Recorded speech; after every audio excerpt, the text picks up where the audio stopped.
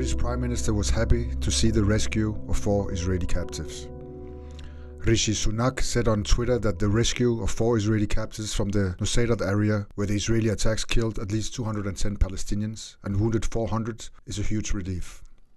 It is heartwarming to see the pictures of them reuniting with the families, he continued, without mentioning the usually high death toll from the Israeli attacks on the Gaza Strip.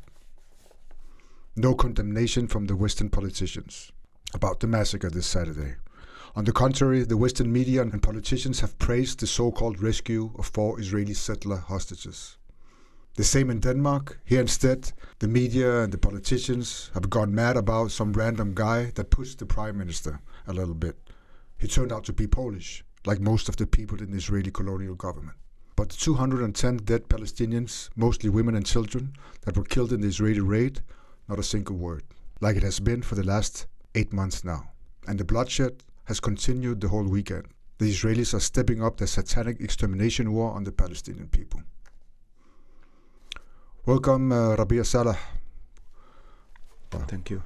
You're a Palestinian refugee and activist. So we say welcome to another talk about Palestine. Snak and Palæstina. And I'm sure you've been following the events this weekend. Yeah. Thank you, Omar, for the introduction. Thank you for hosting me again. It's always a pleasure to listen to your show and follow you and be with you. Thank you. What is obvious is that there is no decision of de-escalating from the Israeli side. Any agreements that has been talked about are not gonna affect the decision of continuing the attacks on the civilians on Gaza, exterminating the Palestinian people, ethnic cleansing us. And this is basically the decision that the Israeli government has taken, and the Zionist ideology is just present, even in the internal clashes that they have these days among themselves. It's the most Zionist, the one that can kill more Palestinian, is the one that is gonna be basically more accepted to govern. And this has been the case for whatever years. As the time passes, we see more violence. We're not seeing less violence. We're not seeing a society that is going in more coherence and friendly being with its, Palestinian neighbor or neighbors of the region. What we're seeing is more aggression, more escalation in the killing, and an intention, clear intention of ethnic cleanse the Palestinian people and those who live around if they intervene or interfere or come in support and rescue. So, yeah, I mean... and at the same time, the ongoing acceptance of the Western leaders. For example, also Joseph Borrell, he's a serving high representative of the European Union of Foreign Affairs. He said that the European Union condemns in the strongest terms the Israeli army's attack on the central Gaza refugee camp, which at this time has killed at least 210 people. Okay, so he goes out and condemns it. He continues. The bloodbath must end immediately, he said, and adding that the US President Joe Biden's 3-stage ceasefire plan that was unveiled last week is the way forward, enduring a ceasefire and end to the killing. So first he condemns the bloodbath, and then he advocates for the so-called ceasefire plan by the United States, the same United States that's complicit in a genocide. So a peace deal made by the criminal murderers who gets to set the terms. So this is the world we live in. The serial killers are in charge. Yeah, and we're not seeing any change in the politics. You could see a change in the statements sometimes, as you just marked, but we're not seeing a crucial change in the political orientation and the alliance to Israel, and the actual stopping of the... they are in disagreements here or there, but those disagreements are not... they don't mean anything to us. It's about who decides what, when, and to what extent. But continuing the attacks on our people in Gaza is just continuing. it's a matter of prioritizing when and where. We can see some of the international organizations trying to save, and allow me to say that, trying to save themselves as an international community, as an organization that is, standing for human rights. Like now we see that they blacklisted the Israeli government, and in particular Netanyahu has been also followed by the ICJ, and then the decisions of the ICC. This is important. It's an important effort by those who are taking the files towards those organizations, and it's an important effort of those who are actually taking that, using those platforms to advocate for Palestinian rights and for Palestinian justice. But regardless of this, we don't see furthermore diplomatical efforts that will do any changes on the political context in relation to governments, in relation to political bodies in the European or Western, generally in the Western world, and that's problematic. That's highly problematic. The priorities of those countries are totally different than what we expect, what we deserve as Palestinians, but as citizens of Europe. Right? Yeah. The United States, they're not just sending weapons to the Israelis. Actually, they have been involved in several of the Israeli operations since 7th of October, and they have people on the ground. Yeah. They have an expert team, an American expert team, preparing the different attacks and massacres on the Palestinian people. Yeah. So they're deeply involved in what's going on. Yeah, totally. We only have to follow the news consistently and properly to notice who is involved in all those operations that has been taking place. And the minute we are going to imagine a different future, starting from the present, it will not be a future without actually suing all those who have been involved historically with the massacring and the ethnic cleansing of the Palestinians. It will not be. We will not recover from what we have been submitted to throughout the history of the colonialism, the Zionist colonial project, without going into. This is not going to be a reconciliation without that. It is important that we are following up, and it's only the news that is telling us. We don't need to dig into any deep, dark archives and files to see how complicit they are. And also we have there was the Jordanian foreign minister. He was out condemning the attacks of the Israelis. From a Palestinian point of view, for many, many years, we didn't hear any condemnations from the Arab world. They've been stepping up their condemnations from the last 8 months. And in the beginning, maybe it was gave some hope, and maybe the Arab world will step up and do so. But it's only condemnations, condemnations, condemnations, and nothing else. Yes. Only that. And it seems like now the Arab world is not going to do anything. I don't know if you agree with me, but I feel it's like a free Palestine is not in their interest. Because they know if there's going to be a free Palestine, they're going to be next. Because it means a liberation of the whole Arab world. So they're not interested in a free Palestine. They're not interested in a democratic state where people are equal and can set the terms for how it's actually possible to live in the Middle East. Because they're going to be next. And most of the governments in the Arab world, they have been placed there by the West. So they're serving their interest and serving their own interest. So do you have any hope for the Arab governments in the state they're in now, that they're going to do anything for Palestine? Well, it is liberation. We in the Arab region generally are a result of the colonial project across. So the French has to do with it, the British has to do with it, the Americans came and took over. The Zionist movement also stepped in as a watchdog, sometimes they say, as an extension of colonial projects, as a result of whatever political, socio-economical setups that existed in the time. But we are all colonized still. And when you say all, you mean the whole Arab world? The whole Arab world, yeah, I believe so. Although there are some who has tried in the early century, 20th century, mid-20th century and ahead, to liberate themselves from that colonial power. some has called it, ending the colonialism and the mandates of France and Britain over certain land. But it is still, we still dominated. We still connected our interests, basically economical interests and military security interests with the West.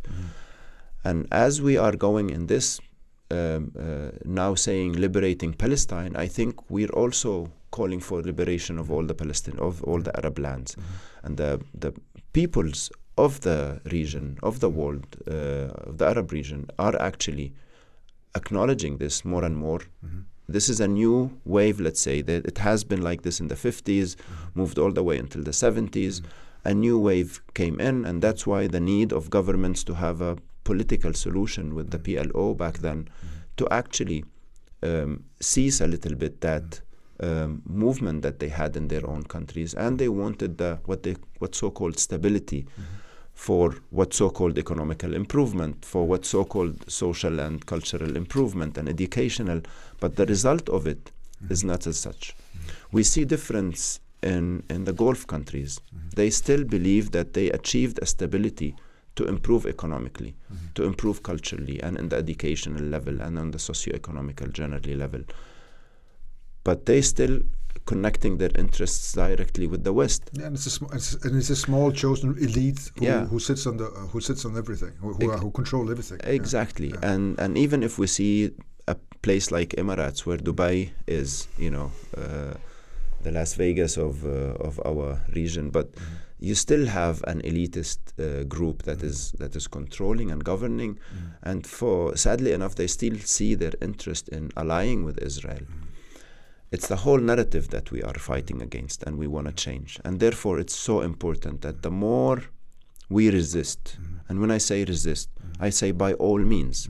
I think this is resistance. What we're doing right now is resistance. Because these countries you're talking about, on Saudi Arabia and so on, they're controlling their people the same way the Israeli governments are controlling their people, and using the same means of apartheid system, and so you cannot become a citizen. You have only certain rights if you're not a completely local, like you are a Khaliji person. And we also seen what happens if people try to rebel or to stand up against the system. They do exactly what the Zionists are doing. So the same tactics. They have the same tools. They also, even if you look at it on basis of religion, if we want to just take a fast look, it's in the interest of a state that declares itself Jewish to have a state that declares itself Muslim in the Saudi way. The Saudi Arabia, it used to be called the Gulf Peninsula, the Arab Peninsula. It wasn't named after a family. It's the only country in the world which is named after a family. So it is of their interest to have those extremist religious forms of governing, and I think this is also in a sense why they pushed for a place like Lebanon to be a Christian governed space, and that's why the alliances between the Phalangists, for example, in Lebanon, who's a right-wing Christian group, in alliance with Israel. So yes, it is in their interest. We cannot assemble all the Arab region in the same way, because they have the Arab region, the Arab states, the Arab people have been having different paths. We can see the Houthis happening, like in Yemen. Yemen had a different history. Lebanon has a different history. Syria, Iraq has different history. Even Jordan has a separate history. Then, of course, there is a cross-sectional, but on the political level. And if we go to the Gulf, we have to also acknowledge that there is a different path, there is different history. People have different the conscience building of those people and nations has been different. So it is therefore, I would see hope. The more we resist, and going back to the basic point, the more we resist, the more people will ally with us, the more people will become more and more aware, because the aggression of those who oppose to our project of liberation will appear more and more, and the masks will fall. And the more masks will fall, the more people will see the truth actually, and they will see that their economical stability is not exactly an economical stability. It's just a mean of control.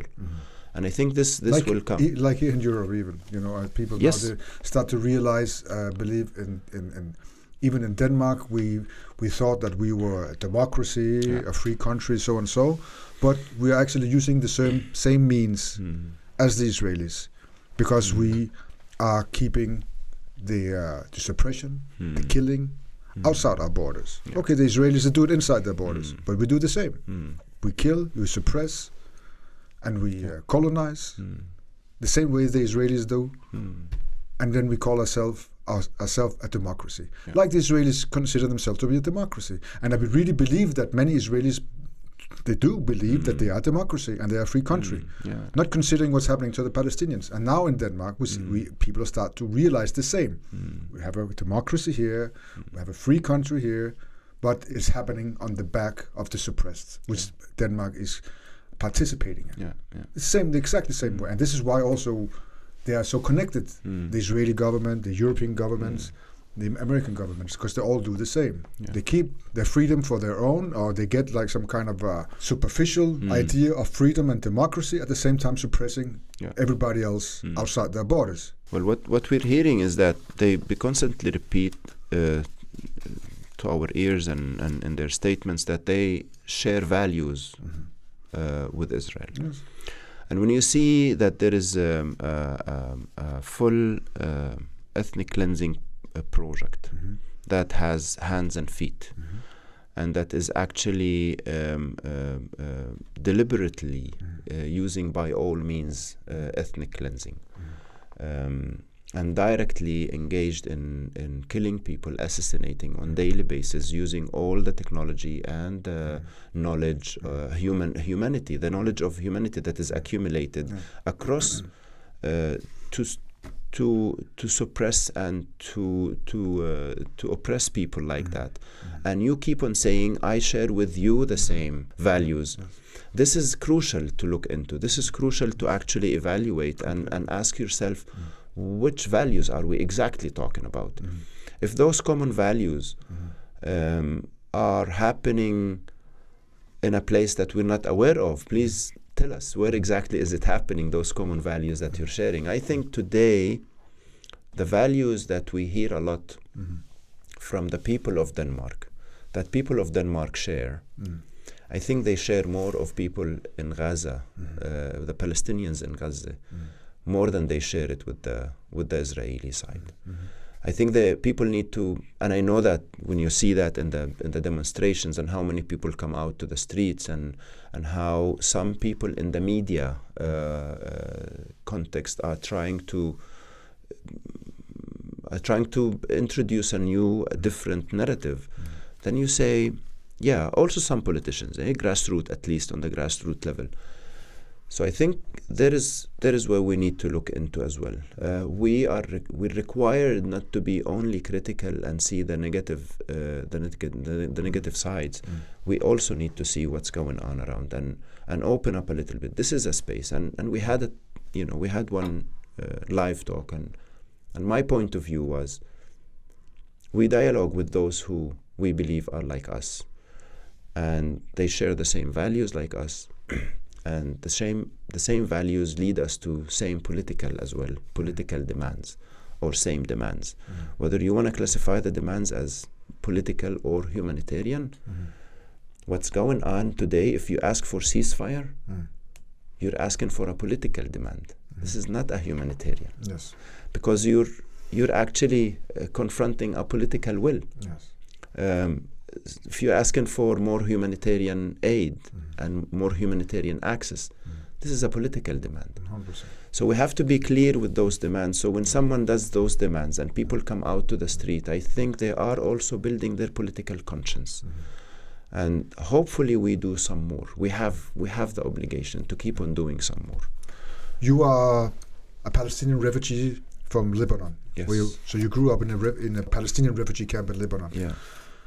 Can you explain a little bit about what it was life like in a refugee camp, and also how was your path to activism? Yeah. Well, I smiled because it's mixed. So the refugee camp is a place where Palestinians left Palestine to.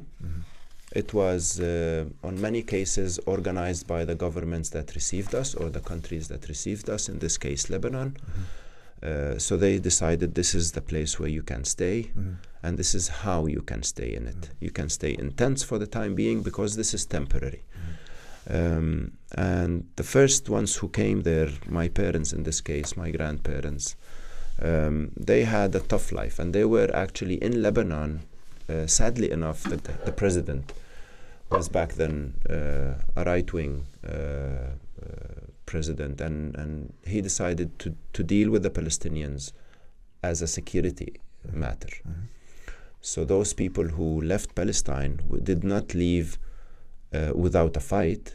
Many of those fighters came with them. So in this case, they started dealing with the Palestinian camp as a space of possible resistance.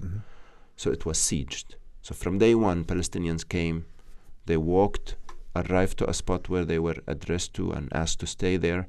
They were given tents, thinking it's temporary, but they were also sieged.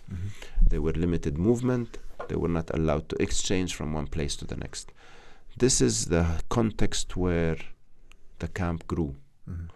It grew as a way of seeing injustice, starting by being displaced and then into the place of their arrival.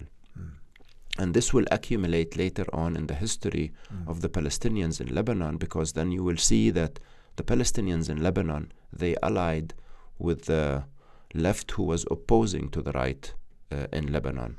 It's two different opposing projects. One project that wanted to be in harmony and coherence with the Israeli state because it declared itself Jewish, and they could declare themselves Christians. So therefore the right wing was happy to and pleased actually to ally with Israel, the new state, whereby there were others who were more in the Arab sense left wing, that they believed that this is an Arabic land, this is a land for the Palestinians, it's a land that they, Lebanese, used to go to and used to have exchanges with on a more open and harmonic path. So how was it for you as a child and as a young man grown up in a refugee camp? Were you conscious about you not sharing the same rights as the Lebanese people, for example, and you being displaced, not living in your own land? And how was the conditions? How was it growing up there? Yeah, that's exactly why I gave this historical background. I'm sorry it was extensive, but I was happy.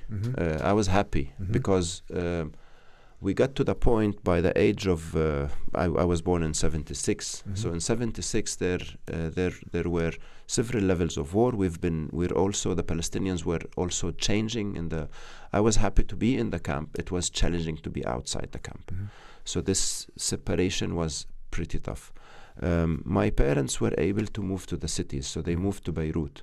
And by moving to the Beirut, we had a different also interaction with Palestinians and Lebanese who were part of this liberation movement of Palestinians. They were intellectuals. They were people who have been engaged in the Palestinian. They're sympathizers with the Palestinians, but they feel also themselves Palestinians. So now you have a bridge between the camp and people who believe in the rights of Palestinians and the just Palestinians. It has been tough to live in the camp. We've been lacking a lot, but the love was there. The camp was destroyed several times. It was rebuilt. If the men are not there, the women are able to take the responsibility. The kids also had to take that responsibility with them.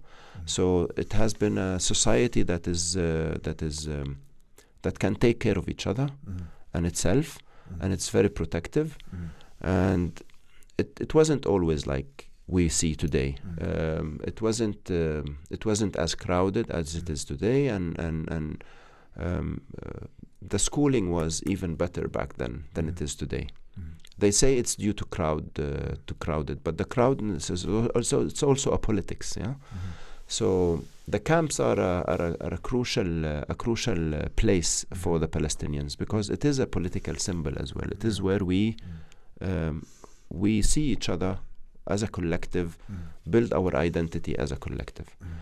So I was in the times where the Fidaiyin were also in the camps. And the Fidai was not only a fighter who's carrying weapons, he was also, and they were also very educated people.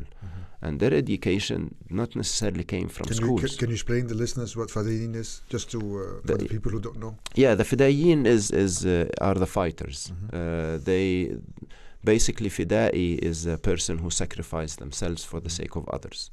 So that's the name. And the Fidaiyin, they educated themselves in the bases. They were learning how to read and write. Some of them were also coming from Palestine, and they did not know how to read and write, and they were educated, and they educated themselves, and they were educating each other. So the Fidai is a integrity.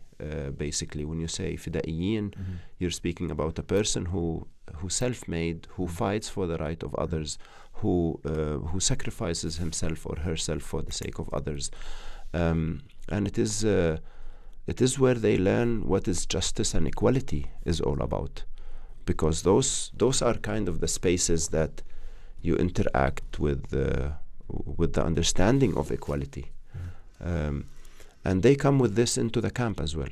So the camp is a space of equality among Palestinians. For many years it has been. And how come the Palestinians, not like other suppressed people, they have been able to continue their struggle, and they believe in they will succeed with their goal one day? What makes the Palestinians different than many other also suppressed people who has been stripped from everything?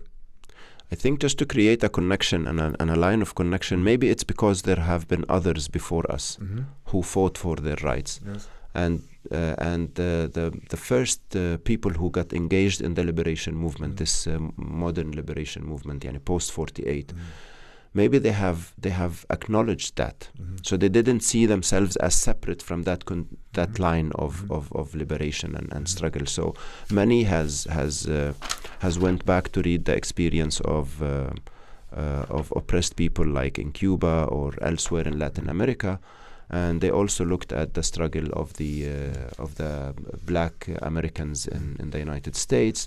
They also read the experience of other Asian countries, Asian people in Asia, and I think this is where the education is. But the will is something that actually we all have to study at some point and learn more about.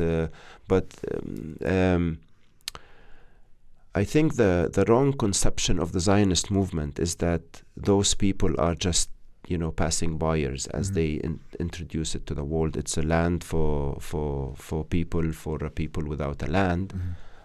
It's a wrong statement. Obviously, the Palestinians are rooted in Palestine. They have a strong presence.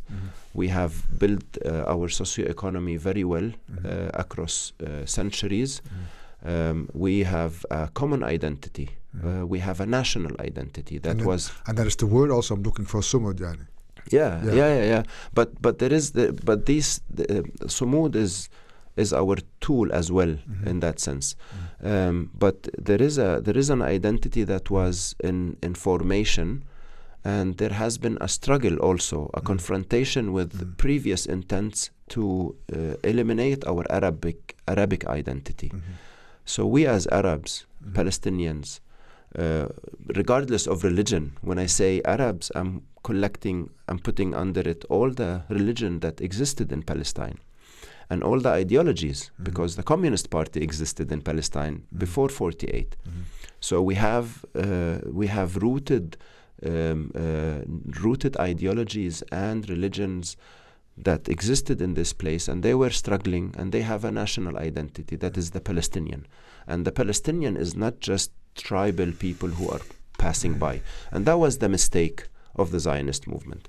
And I think in that sense, our resistance, including the Sumud, being part of that resistance. So is the Sumud, which is the steadfastness of the Palestinian people, is that related to sabr, you think? Of course, it's a religious term. Yes, also. it is a religious, but religion is also culture. Yeah. So you think that it is connected, even though you can say in the 70s and the 80s, maybe the religion was not as much on the program as it is today. So you think these concepts have been mixed with each other and somehow and has become a part of the Palestinian identity. We even see it now in Gaza, of course. We see the ultimate version of sabr, which is patience. And I will say sumud as well. Yes, but not only, definitely. So I want to see it as part of the holistic education of the people. It's not only. I think the thing is, we have together to always remember that religion was a natural part of the everyday of people. It did not have to be organized under a political frame.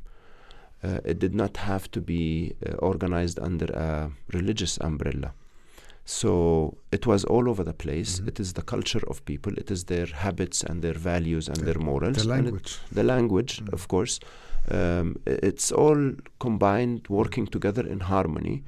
And when someone came, even from the religion, when the Uthmanis tried to change, although they were Muslims, they wanted to change the language from Arabic to Turkish. The Palestinians also fought back. The Arabs fought back. Regardless of which religion they belonged to. Even the Christians, they engaged. We don't hear much of the Jewish community because that history has to be rewritten, not in a Zionist way. It has to be written in an Arabic, Palestinian, regional way, which has also been documented in certain cases, but it has to be rewritten and spread out. Eh? I read that. I also heard Israeli commentators and journalists talking about this, and doctors or intellectuals on television, and also been reading about it. They don't have, in Hebrew, they don't have the word for sabr, for patience. It doesn't exist in the Jewish Bible. Yeah. And I saw this guy on television who he's a known Israeli doctor or academic, and several times he's been out and advocating for the inhalation of the Palestinians, saying they are worse than animals and so on. And he speaks fluent Arabic, and he was sitting on an Israeli TV show and explaining that even if Hamas soldier, if he lost both his arms and both his legs, he still has sabr. And this is what we Israelis has to understand. This is what we are fighting against. They have sabr, which we don't have. They believe in a higher cause. Yeah, I can see. I ask myself as well, like the Palestinian stubbornness as well, and patience is also important. Those are qualities. As a fighter, I'm guessing a few other people who are resisting. You also have to be patient. I fully agree with that angle. And whether it exists in Hebrew or not, I think that's the difference. Arabic is the language that in that region gave a holistic understanding of the people who existed there, and it also a step up even in making science. So basically, yes, I could understand the differences between the Hebrew and the Arabic language. The Arabic language being more holistic, and that's true. Even if we have the examples of who is better speaking Hebrew, then you will find that the Arab Palestinians, are better speaking Hebrew than, and this is kind of a way of. I know that before, and way back in history, when there was during the enlightenment of the Islamic period. Even the Jews, they wrote the Hebrew Bible. They wrote the Bible, the Jewish Bible, in Arabic because it was more sophisticated. In that I wouldn't sense. be surprised. Even they've used it in Andalus across.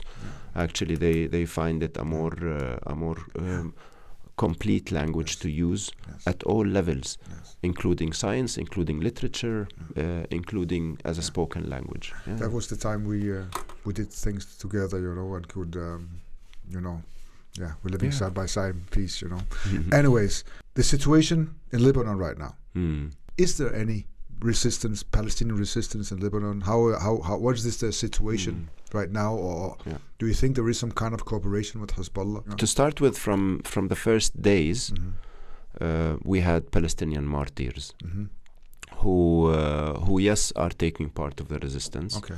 There is some level of cooperation and exchange between Hezbollah and the resisting factions in Lebanon. This is something you and I will never know. But what we see in the news, yes, there has been, and from different camps as well. But you have to understand the platform in Lebanon after '83, when the Palestinian resistance was asked to leave Lebanon. So the whole strategy has developed in the sense that the Lebanese resistance is the one that takes the lead. Yeah. Before that, it was the Palestinian and the Lebanese resistance together, and sometimes more the Palestinian taking lead. But now it is clearly the Lebanese. But I'm thinking maybe it became more valid now under these circumstances, that also more obviously that Palestinian resistance are taking part side by side with Hezbollah in the resistance against the Israelis. We have seen Israel attacking we have seen Israel attacking Palestinian leadership in Lebanon. So I guess yes. You know, that's the like we talk about Hamas in Gaza, but what we know is that all the factions together are resisting. Who is doing what when? That's something you and I will not be able to tell. Last week, I was I talked to a Danish politician, Margrete Auken from SF, who's in some ways have been supporting the Palestinian cause for years. But she was also talking about two-state solution and negotiating with the Israelis. And after all those years in the game, I don't understand why she sees it from that perspective. In the sense of, I believe you cannot negotiate with Israel. I don't understand why she didn't come to realize that. Time has proven that there has been no negotiations with the Israelis. That is not possible, especially not now, if there was any chance in the past. So this means that I believe you have to force them. There's no other way than to pressure them in any means you can.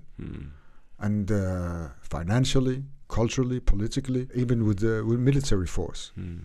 Because you cannot negotiate with the murderous lunatic. And so you have to remove all their means they have in power. And maybe then you can negotiate. As a Palestinian refugee, and reading the past 30 years and exchanging with those who have been also taking part of this political solution or finding a political solution for the Palestinians through the two-state solution, this is not going to happen. Now, in my point of view, any talk about two-state solution is only a protection for the Israeli state as it is now, and not differently. So if the expectations that the state is going to change, I don't think so. It's a way to keep the Zionist project alive, to talk about a two-state solution. Totally. Yes. And I agree with that, with saying any talks about two-state solution means that you're only protecting Israel and you're only protecting the Zionist state as it is now, and the Zionist project, which is even worse, because the Zionist project is not only against Palestinians. The mentality, the ideology is against humanity, basically. It's about time that we acknowledge that it is as racist and it is as aggressive and violent as any other ideologies we had across history. Nazism, fascism, everything. And it is against humanity. It's about time we step up in that sense. And I can see you already started in your introduction thinking of, one-state solution. I think that's a more fair solution. There is a lot of details in that. But still, imagining that solution is a better option. And the worst part in that, in people opposing to the one-state solution, is when they tell you, but what would happen to, and then open bracket 3 points, thinking that if we as Palestinians go into one-state solution, as if our first and only aim is to eliminate the others who do not think like us or do not believe in what we believe, or those, and this is another way of dehumanizing the Palestinians, considering the Palestinians are brutal and violent, and the only thing they're thinking when they want to create their own state is to ethnic cleanse others. They're putting the European mentality down on us. They are the ones who they are the European way to eliminate people, to annihilate people, and especially the Jews. It was never something that happened in the Arab world, on the Islamic world. No. So how do you think that a future Palestinian state could look like? Are there any leaders among Hamas or PLO that are valuable figures in a future Palestinian state? Or do we have to come up with something completely different? Yeah, some think that this is as you, and I would agree with you as well, that this is a very important way of approaching the future. We have to have a political solution. Now, who can lead such a solution? I think it's what we're doing now, what others are doing elsewhere, is gonna support and guide towards. We are now resisting, basically. We are agreeing that we have a colonizer and we have an aggressor, and it is extended. And we have to do our part of joining the resistance of this totality of the project. We have to unite. We have to come with, there should be new leadership as well. When I say new leadership, it is just a normal continuity. When I say new leadership, I'm not, as people would be, but are we gonna eliminate the old? No, that's not the case. Each stage, each front in confronting this Zionist project has a different means, has different leadership, and I think we all have to be in the same way. I don't think it's done gone, that idea that leadership, as the PLO leadership was once, they can lead the totality of the Palestinian people. It's a mistake. It was a mistake, and the PLO leadership back then, and they were revolutionaries, and they got power and they became corrupt. That's what happened, no? Yeah, you can see it as simple as this, but they were not able to represent. And I'm only thinking about the critiques in the sense of, are you able as a leadership to represent all the Palestinians? What do you need to do to be representative? Can we represent all the Palestinians everywhere when we take any political decision? Are we representing everyone, and how do we represent everyone? And it is therefore, I think we should be, all of us. I was starting to think about we should somehow, Palestinians should think about creating some kind of alternative government outside Palestine. So we can start like a think tank and maybe start to create some kind of government outside of Palestine, which which doesn't represent Palestine officially, but in many ways do represent the Palestinian and can try to push also the Palestinian leaders and maybe somehow be ready for a future Palestine, at least for a period, until there will be free elections and so on. So is that what we should start thinking about, to organize us also in political terms as well, and unite the Palestinians across the borders around the world, and actually point out people who represent the Palestinians instead, because right now nobody's representing Palestinians. When you speak about representation in the sense of who represent us where, you're thinking of political representation, and this level of political representation that goes to presidents, that goes to political parties, that goes to international organizations like the UN and the ICC and so on and so forth. Maybe not even in the beginning, because nobody. I think first of all, to put pressure, maybe not to go have coffee with the American president, because then it's just going to be more of the same. Yes. So in that sense, then, each Palestinian is a representative of himself, herself, and some others. And I agree with you in the sense of unification. I think it's time to start this workshop. We need to start we already started, but we need to go in one direction of saying, how can we unite? And I think it is important point to highlight. Before I'm keen into not starting to say, could this be a form? Could that be a form? I think what we need to do is to actually engage in the confrontation. Yes. And think together. Yeah. And then give spaces for people to meet and find new ways, because the suggestions that I heard does not work for the Palestinian case. Not cause. This is the Palestinian case with like our internal. And we really need to consider that, what does it mean for a colonized people like us and a colonizer like the Zionist movement with all hands and feet and heads, and Israel being the hub of that Zionist project? What is it that we need to have in that to confront that monster? And it is time that will reveal that. If we go in direction of a template, I think that would be wrong. And that was what happened with the PLO. The PLO started by being people acting, working, taking on their own the responsibility of confronting the project with whatever means and forms and spaces they belong to and exist, and then slowly find a way to join forces and create this space. Now, we had this example. Now we know what we need to do. That next time this body become representative in the real sense, we have to be careful of how much power we need to give it and how we can keep that dynamic of exchange. Hopefully Palestine will be liberated soon.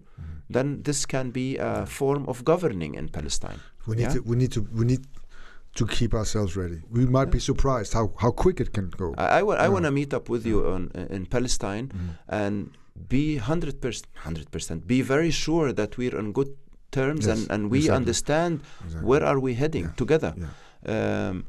And the Zionists planned this for many years to take over Palestine. We need to plan as well how to get it back and to be ready to have it back as well. And I'm also skeptical in comparing myself to the Zionist movement.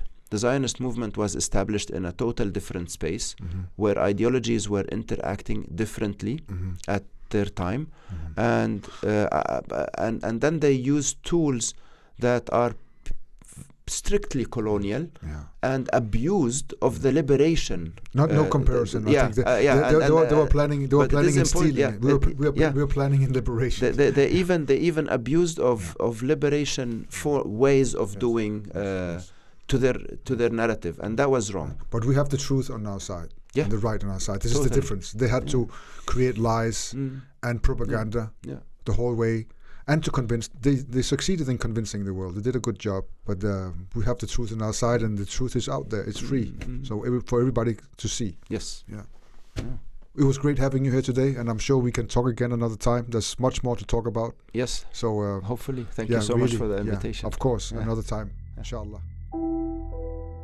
תבין, הסבר, אין לנו מילה כזאת בעברית, כי אין לנו מושג כזה בעברית. אני רוצה להגיד לך, כבר אמרתי את זה יותר מפעם, אם יישאר חמאסניק אחד, קטוע רגל וקטוע יד, וביד השנייה נותרו לו שתי אצבעות, הוא יעמוד על גג של מסגד הרוס ויעשה וי והוא ניצח.